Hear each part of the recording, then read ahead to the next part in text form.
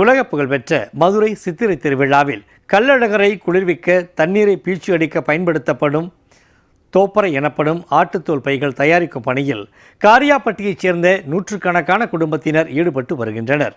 சித்திரை திருவிழாவின் அங்கமான இந்த தோப்பறையை எப்படி தயாரிக்கின்றனர் என்பது குறித்து இந்த செய்தி தொகுப்பில் பார்க்கலாம்.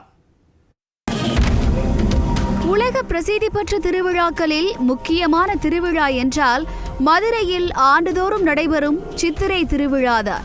சித்திரை மாதத்தில் கொண்டாடப்படும் இந்த திருவிழாவின் முக்கிய நிகழ்வான கள்ளழகர் வைகை ஆற்றில் இறங்கும் வைபவத்தின் போதும் ராமராயர் மண்டபத்தில் வைத்தும் கள்ளழகர் வேடமிட்ட பக்தர்கள் கள்ளழகருக்கு தண்ணீரை பீச்சி அடித்து அவரது மனம் குளிர செய்வது வழக்கமாக இருந்து வருகிறது.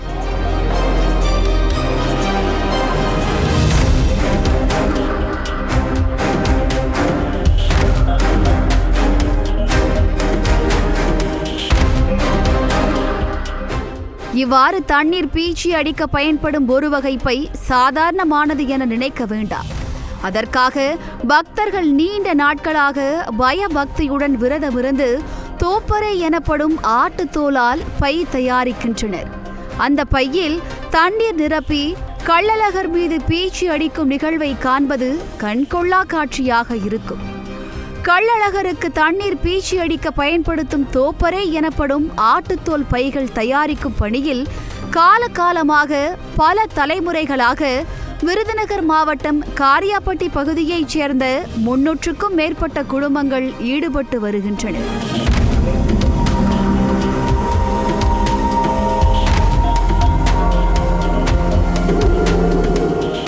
கள்ளழகரை குளிர்விக்க பயன்படுத்தப்படும் இந்த ஆட்டுத்தோல் பை தயாரிப்பு பணிகளானது சித்திரை திருவிழா தொடங்கும் 3 மாதத்திற்கு முன்பில் இருந்தே தொடங்கிவிடும்.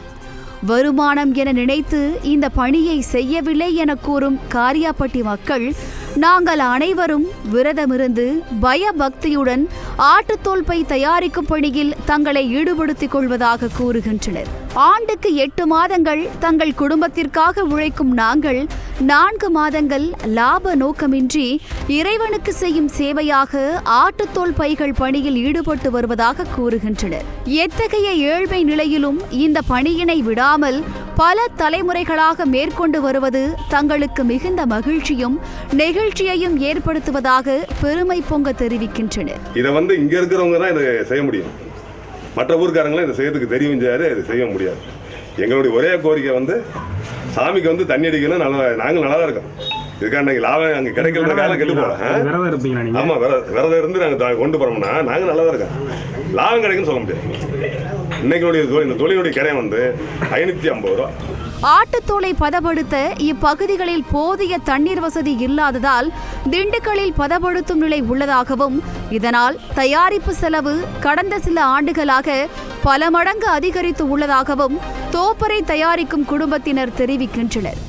எந்தவித லாபமும் கிடைக்காமல் நஷ்டம் ஏற்படுவதாகவும், ஆனாலும் இந்த நஷ்டமும் உடல் உழைப்பினால் ஏற்படும் கஷ்டமும் தங்களுக்கு எந்த பாதிப்பையும் தருவதில்லை எனவும் தெரிவிக்கின்றனர்.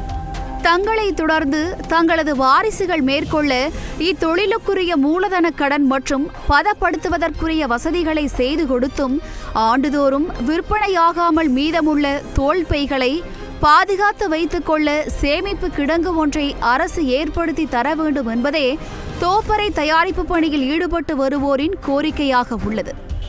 ஜெயா பிளஸ் செய்திகளுக்காக விருதுநகரிலிருந்து செய்தியாளர் அர்ஜுனன்.